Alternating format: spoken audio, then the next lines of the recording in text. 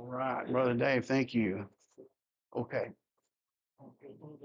Did you want me to show those pictures, babe? Okay.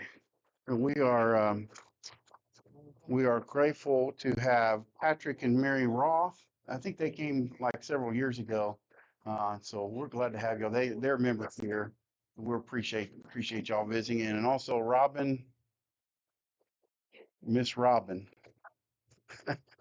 Say it for me. Unversat. Okay. Yeah. Very good. Nice to have you with us. We're honored to have you. Okay. So here's the pictures of the first service. Can y'all see that? Well, I'll try to download them and I'll bring them next week and put them on the big screen. But there's Caleb and little man there. And then there's my daughter and the little baby girl, Madeline. And where's the service? Is there any pictures of the service? I had it there. Give me a second. Let her take care of the A technical. little further down. Yeah, there we go. Oops, Mom. Yeah. There's Grammy holding the great grandbaby. Yeah, y'all want to see the service though. Well, I keep doing that. Here we go. And there's some pictures of this first service. They had 66 in attendance and 13 raised their hands for salvation. So praying for that. Keep praying for them. First service of the Hope Baptist Church of Fort Portal, Uganda. Okay, you're in First Kings chapter 1. We'll get right into the lesson this morning. Good to have these visitors with us this morning. I'll get around and greet them. The book on Revelation is complete and it's up on Amazon. If you want a copy of it, it's hard copy. You can get it in hard copy, paper copy, or Kindle. So it is available. It's called A Layman's Guide to the Book of Revelation. So that is available. And then now we're in First Kings chapter 1. Well, actually, we're going to do 2 Samuel chapter 24, the last part of it, because I want to kind of give you a introduction into Solomon. We're going to talk about Jerusalem at the time of Solomon. Last week, we were talking about Jerusalem at the time of David. So let's get through the PowerPoints here. If I can find my thing. I had it a while ago. I even tested it. I said, it works. And I don't have it now. Oh, here it is. Okay, there we go. All right, let's get into the lesson this morning. We need to pray for Brother Mike. Now, he needs to score high on that test because the higher he scores, the better chance he has of getting in. So, IFD, just pray for that. It's on Tuesday at noon. Tuesday at noon. So, pray for him. Clarity, take some moringa, ginkgo biloba, all that good stuff. Mushroom coffee, I've heard of that too. Okay.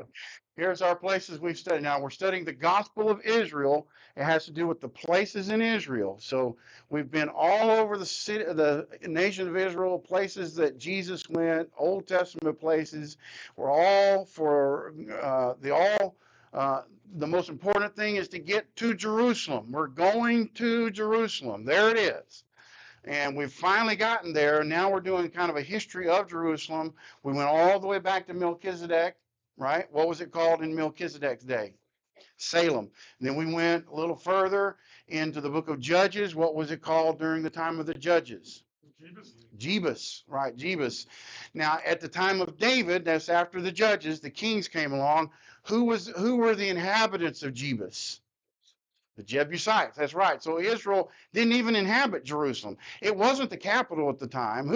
What was the capital of Israel in the time at the beginning of David's reign?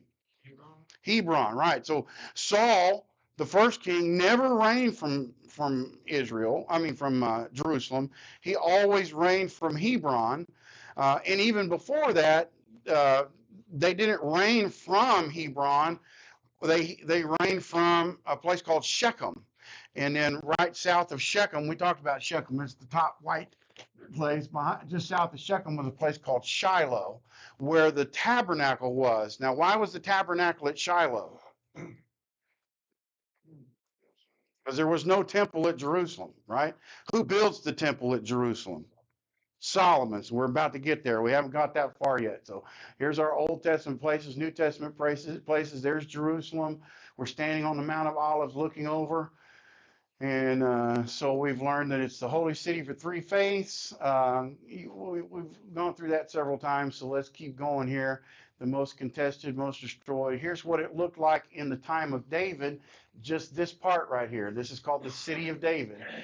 Jerusalem proper is all of this area right here. That's what it is today. But in the time of David, it was just this little bitty hill, which you can't even see on this picture. It was off to the left a little bit. Okay. And then what was the main draw was the Gihon Springs, right? That was the freshwater source, still fresh today, still there today. You can go drink of it today if you want to. And then there's the time of Melchizedek. They suppose, nobody really knows, because Jerusalem's been destroyed many times, so they don't know. All of these places are guesses. That's what it looked like in the time of David. Jebus, it was a kingdom. It had a strong wall, and it was protected by this wall. And David would not have been able to conquer that, except he had some very strong and faithful men who actually figured out how to go in through the tunnels, up through the conduits, up into the city. There were tunnels built under the city. You can still go into the tunnels today. Hezekiah built a tunnel from this Gihon spring into the city so that the actual spring itself would not be outside the wall or outside the city, very vulnerable. But David's men went up through the gutters and conquered the city. Then we talked about at the time of the judges and the lost concubine, blind spots. We talked about that. We talked about that guy crashing. Okay, he's crashed several times because he wasn't paying attention to his blind spots. So we'll see if we can get past. Then we talked about that guy, blind spots on your sin, all those things. Well, we did that a couple weeks ago. Jerusalem in the time of David. So that was 2 Samuel chapter 5. Now go to 2 Samuel 24. That's the last chapter of 2 Samuel into the first book of Kings. We're going to watch the transition. Now this is important because Solomon was not the heir apparent to the throne. Who was the heir apparent to the throne? Anybody know? Absalom. What happened to Absalom? He rebelled and he got killed by a guy named Joab. That's going to be important in the story today. But Absalom was dead. So who's next in line? Well, it wasn't Solomon. Solomon was like son number 10. Okay, it wasn't even close. He wasn't even close to being ready. Matter of fact, when he became king, he said, "But I am but a child." Okay, so how many sons did David have? Well, he had a number of sons that were before Solomon. The next in line for kingship was a guy named Chileab. Now, Chileab is only mentioned a couple of times, and he's only mentioned in passing. So most scholars believe that he died somewhere along the way, and he wasn't even mentioned as one of the sons that were heirs. The next in line for David's throne was a guy named Adonijah. So we'll talk about that.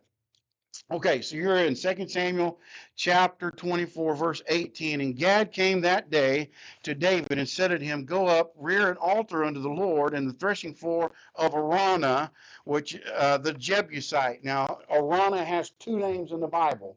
What's his other name? You remember from last week?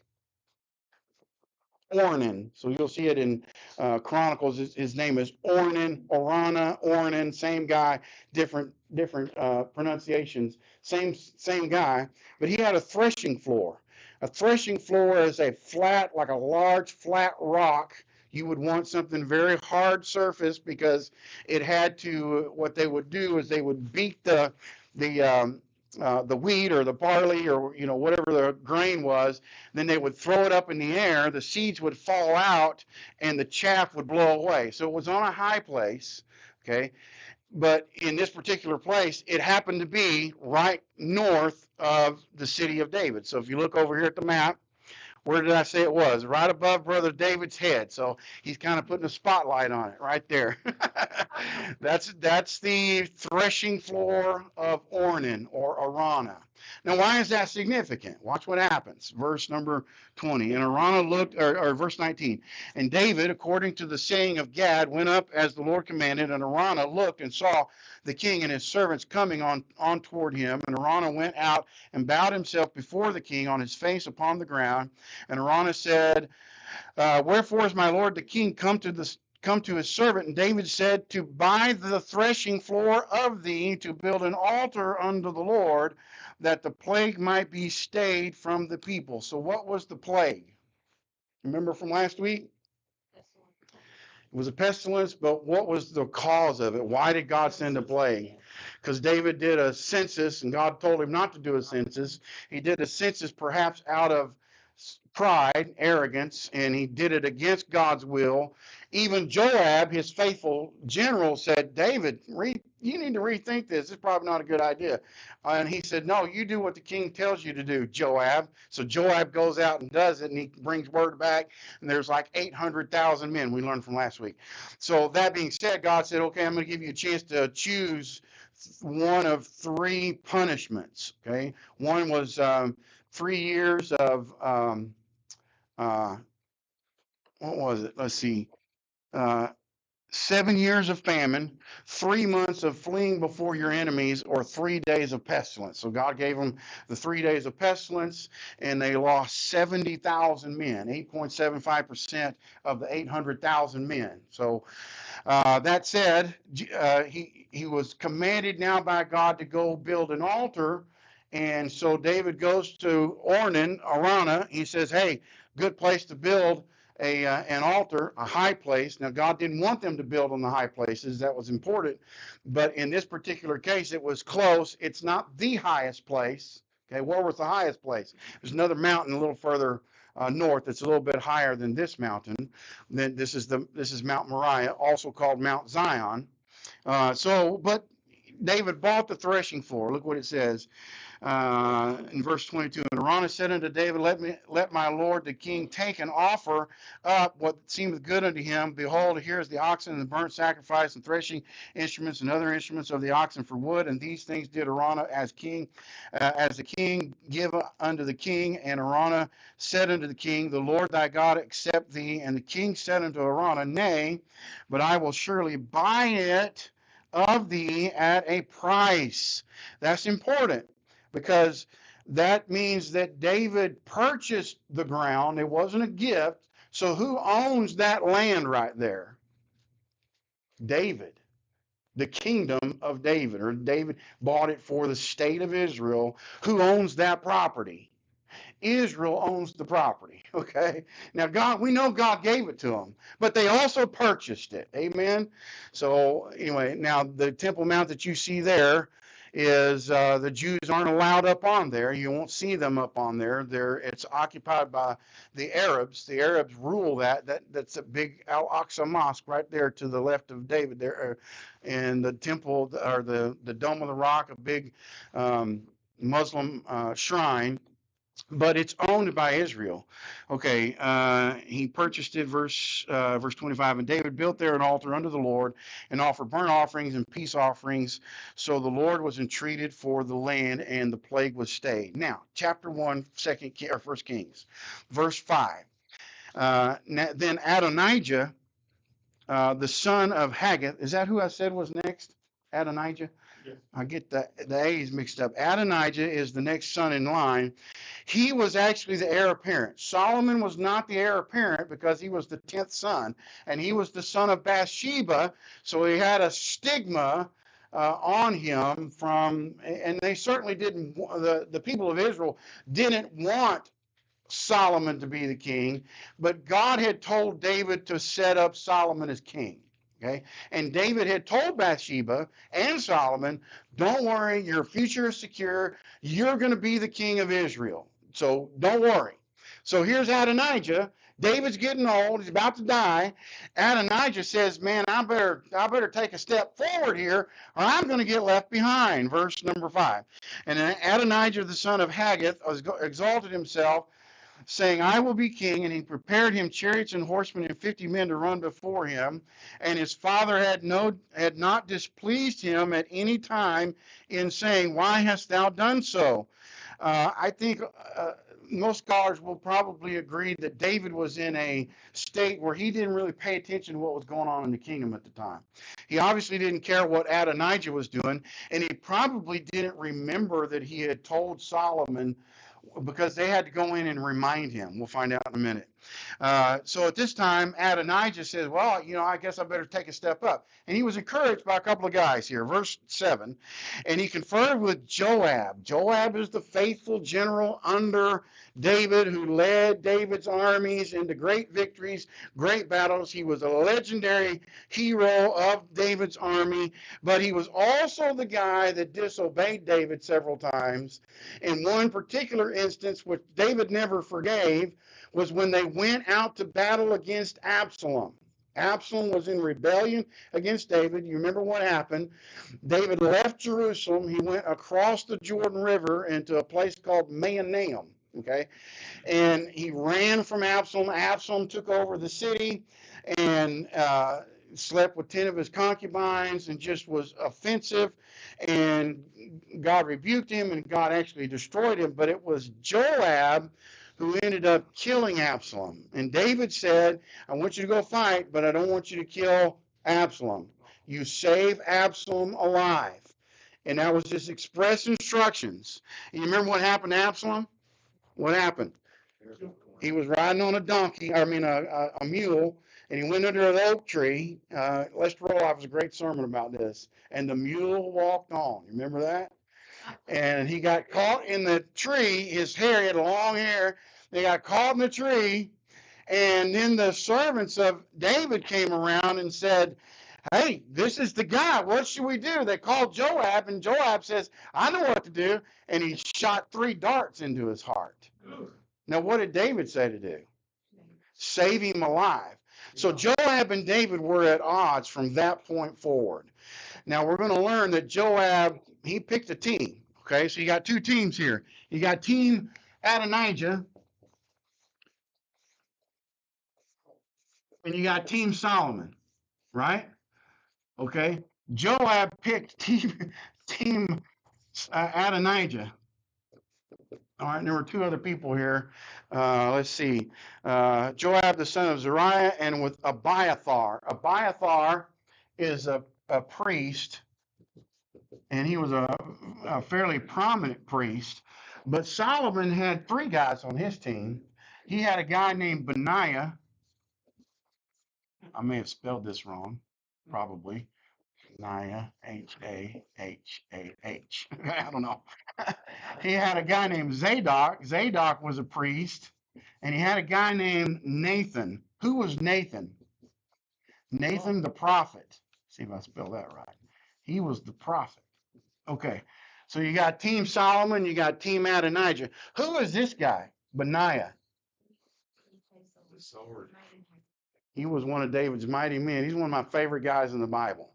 He is kind of okay, so Joab was the general, okay? He was kind of like the Norman Schwarzkopf of the group, okay? But this guy right here, Benaiah, this guy's awesome. He killed 2 lion-like men. The Bible says he killed a lion. And he was kind of like he was the head. He's like Patton. He's kind of like Patton in a way, except he was more like the head of the SEAL Team 6. Okay. Oh, wow. If you wanted something tactical done, this is the guy to do it. Okay. If you wanted something strategic done, you call old Joab. He gets everybody involved. This guy just gets it done. You need it done? He's the guy that puts the ad in the paper, says, we'll do whatever needs to be done.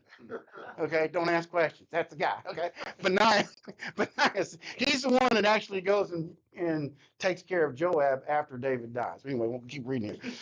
So Benaiah, he's my fave. Okay, here we go. Read on, Brother Steve. All right, so verse 8, and Zadok the priest, and Benaiah, there's how to spell it, by the way, and the son of Jehoiada, and Nathan the prophet, and Shimei, and Rei, and the mighty men which belonged to David, were not with Adonijah, and Adonijah slew sheep and oxen and fat cattle. Okay, and so what an Adonijah did, he takes everybody out of Jerusalem down south towards Hebron. There's a place where they would make sacrifices. He takes all of this cattle and all of this stuff. They find out, okay, Adonijah wants to be king. He hires a bunch of people to say, God save King Adonijah. And so apparently once that people started hearing that, they say, oh, okay, let's all. And so a whole bunch of people started following. All right, verse 13. Go get thee unto the king David and say unto him, didst thou not, my lord, this is Nathan telling Bathsheba what to do. O king, swear unto thine handmaid, saying, assuredly Solomon thy son shall reign after me, and he shall sit upon my throne. Why then doth Adonijah reign? Behold, while thou yet talkest there with the king, I also will come in after thee, this is Nathan, and confirm thy word. So Bathsheba, so you can kind of get the feeling that David's not really all there, okay? Because first you got to have Bathsheba go in and remind him, and then you got to have Nathan to come in and basically confirm what Bathsheba's saying, okay? So it's a kind of a backup plan. You go in and tell him, remind him, in case he don't remember, I'll come back in and say, yeah, don't you remember, David? Okay, so yes.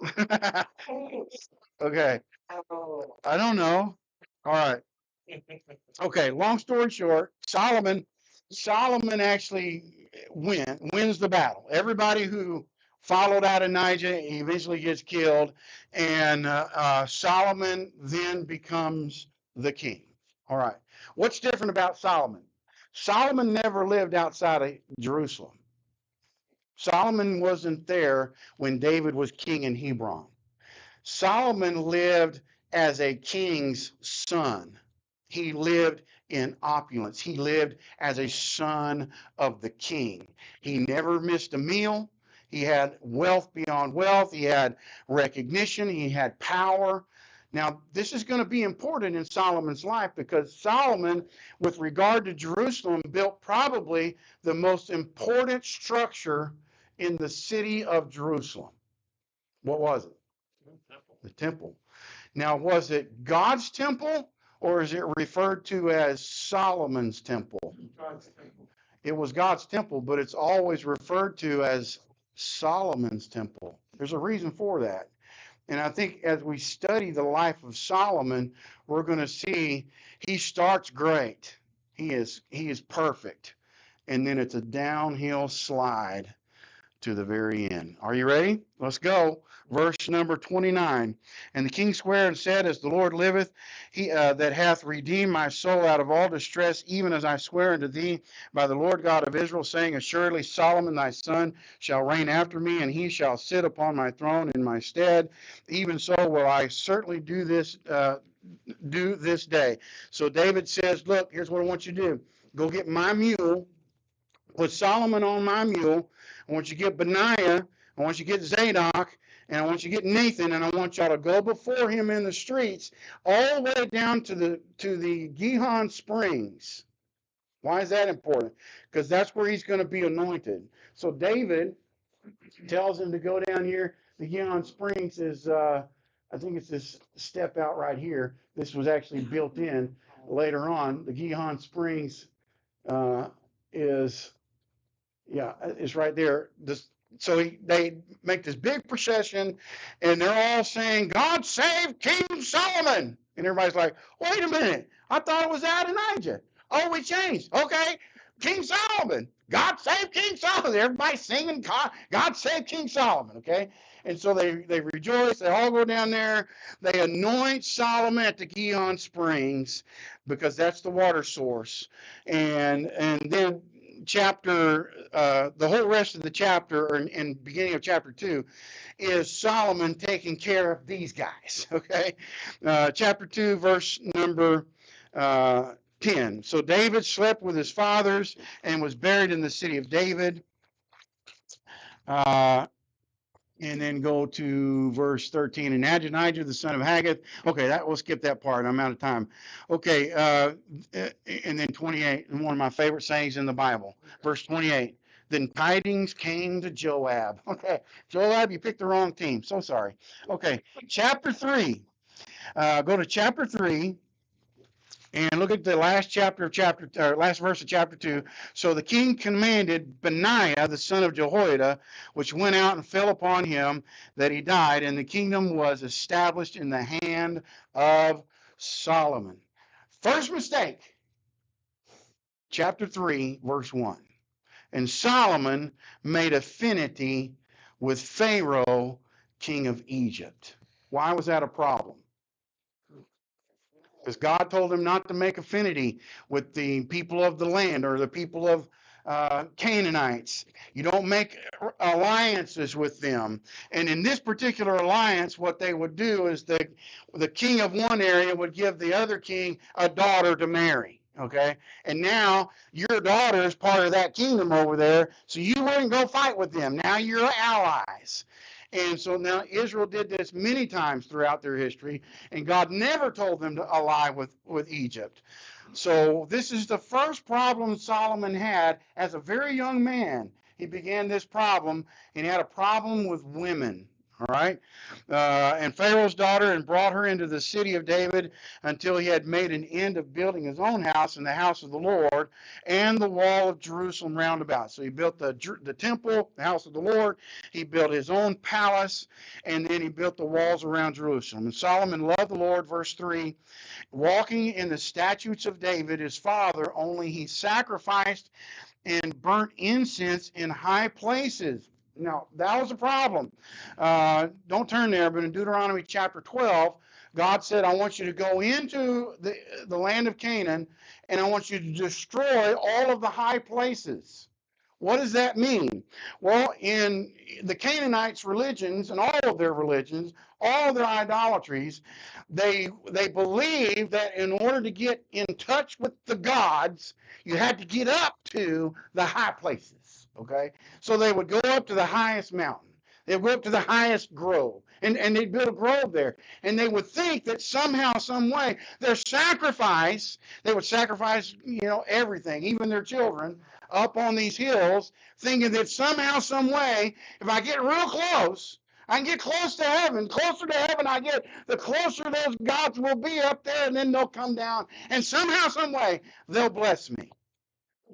God said, I don't want you to be that way, because your God's not up on the mountain. Amen. Your God's not up in the sky. Your God's in your heart. Amen.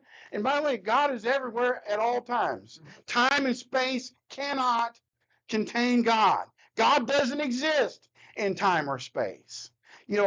People say, well, when was God created? Well, there was never a time when there wasn't a God, because God exists outside of time and space. We cannot imagine that.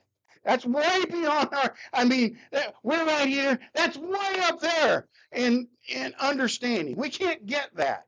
But God was trying to tell them, look, don't worry about the high places. I'm going to pick a place for you where I'm going to put my name, and I want you to sacrifice there. But it's not the highest place. You can almost see it. It's kind of there's actually a higher hill back over there.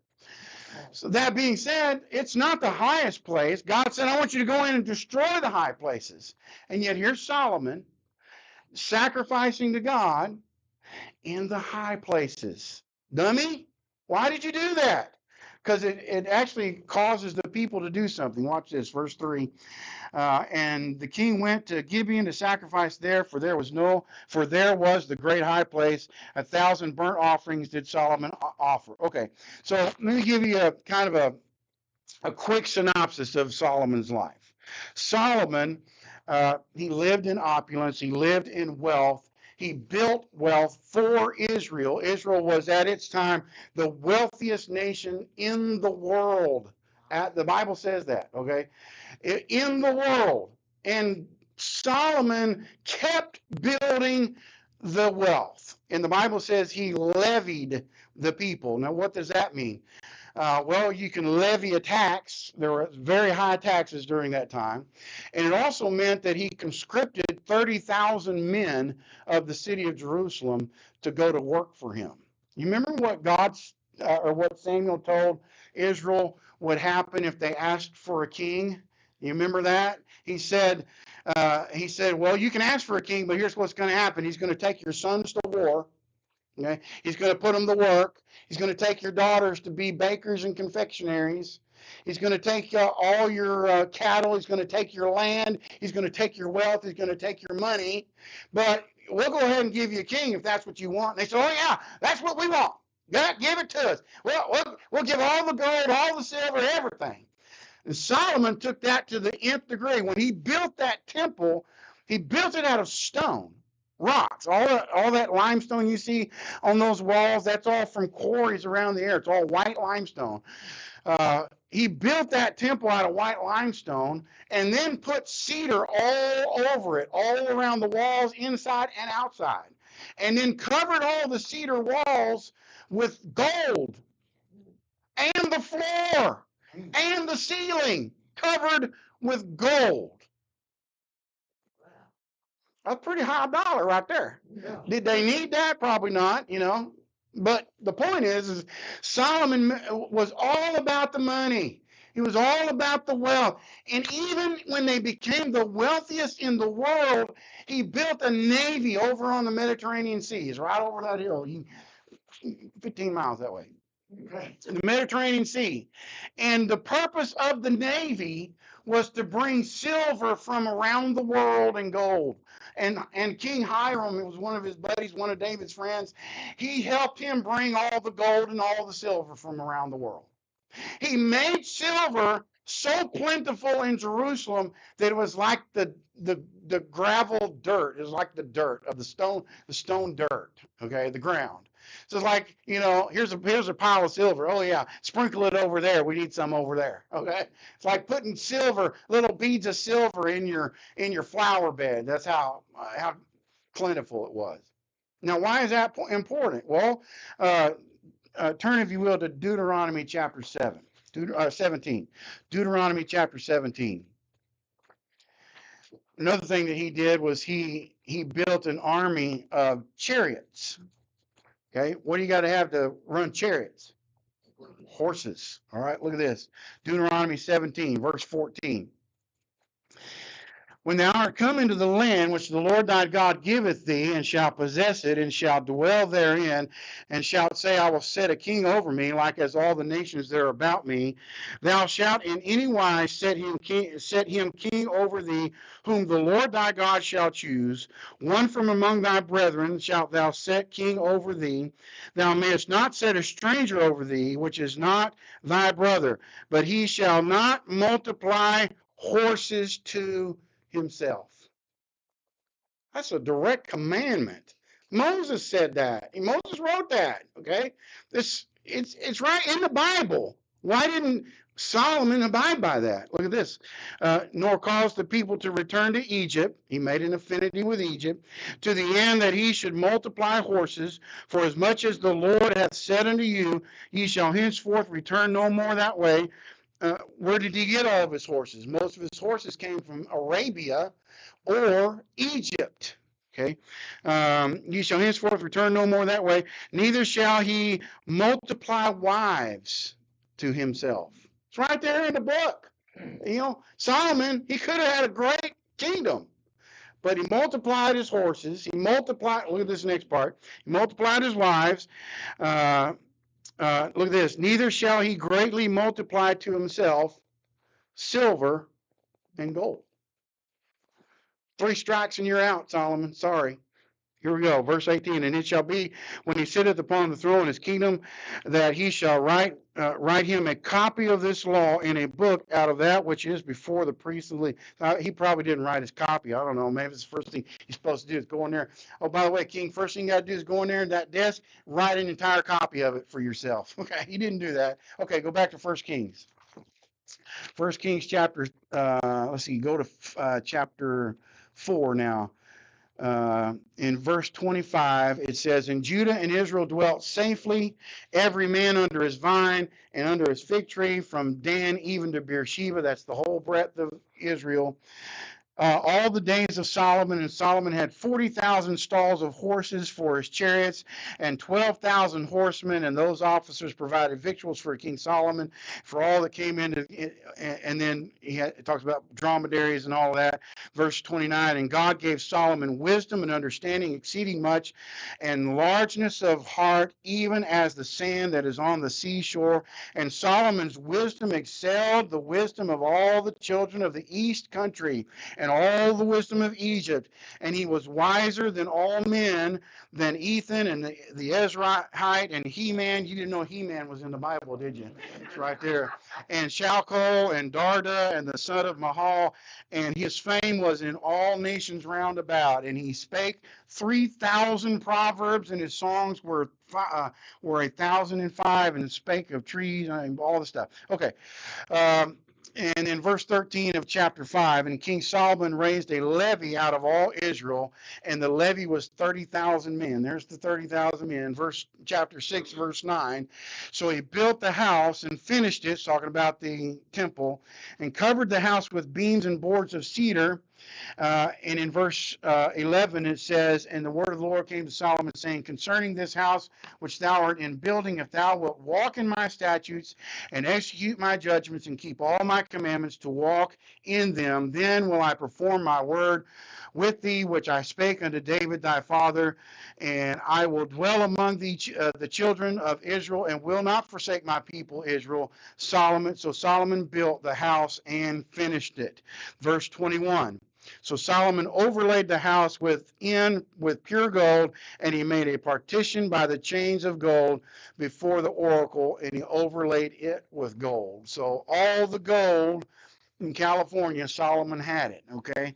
But Solomon was building, chapter 7 and verse 1, but Solomon, now he was 7 years in building the temple, but look at this, but Solomon was building his own house 13 years, and he finished all his house. Ecclesiastes chapter 1 now. I'll close with this. Ecclesiastes chapter 1, Solomon is a sad story because he had all the wisdom to do all the right things. He even had the power to do it. It's one thing to have wisdom. It's another thing to actually have the power to do it, right? He actually had the power to do it. And yet he fell and literally destroyed his kingdom because he couldn't keep his eyes off the wealth and off the women. Verse 1. Verse 12. Ecclesiastes chapter 1, verse 12. I, the preacher, was king over Israel and Jerusalem. Now, most people believe that Solomon wrote this. It doesn't say Solomon wrote this, but the context seems to indicate Solomon wrote it. But I'll give one caveat. There are some scholars out there who believe that somebody wrote it as if they were in the eyes of Solomon, so that some people think it's somebody else wrote it. I think it was Solomon. It's in the Bible. He says, I, the preacher. Okay, was king over Israel in Jerusalem. I gave my heart to seek and search out wisdom by concerning all things. So it talks about he got all kinds of wisdom. Then look at chapter 2 and verse 1. I said in my heart, go to now, I will prove thee with mirth. Therefore enjoy pleasure. Behold, this also is vanity. And I said of laughter, it is mad, and of mirth, what doeth it? I sought in my heart to give myself unto wine, yet acquainted mine heart with wisdom, and to lay hold on folly, till I might see what was that good for the sons of men. Look at verse 4. I made me great works, builded me houses, planted me vineyards, made me gardens, orchards, trees, pools of water, wood, servants. He enslaved all the people of the land. The Bible talks about how he enslaved all the Hivites, Jebusites, all the people that were left. He enslaved them and put them under tribute. In other words, he made them servants to the kingdom. God never said to do that. He said to drive them out or kill them all. He never said to tax them. He never said to make them slaves. Okay, last thing is this. Solomon lived his life striving for this right here, the meaning of life. By the time you get to the book of Ecclesiastes, you should be weeping because it's very sad. He found gold, he found silver, he had power, he had all the things. He had slaves, he had women out his ears, and he still could not find happiness or joy. And in the end, he said, turn to the last chapter. In the end, Ecclesiastes chapter 12, verse 13. This is very sad. Watch this. Let us hear the conclusion of the whole matter. Fear God and keep his commandments, for this is the whole duty of man. What was different about Solomon that was different from David? pride. David was following God. David was following God. Pride. Someone said pride. Here's the difference. He says it's duty. It's your duty. By the end of his life, this is at the end of his life, Ecclesiastes, end of his life, it's your duty. Go fear God. Keep his commandments. It's your duty. Sounds like the heart of a bitter man to me. David said, it is my joy to serve the Lord. The difference is Solomon never had a relationship with God. David had a relationship with God. That makes all the difference. Because when you have a relationship with God, God tells you to do something. It's not a duty. It's a joy. It's a pleasure. It changes Jerusalem forever. We'll see next week. Next week, we're going to go into the time of the kings. Jerusalem is a different place. Solomon found it as a place where he could build wealth and try to find the meaning of life. The meaning of life is not in a city or in a temple or in any of that, or in a kingdom. The meaning of life is in appreciating and loving God. Father, thank you so much for your word, for the truth. Help us, Lord, to live it, to love it, to learn.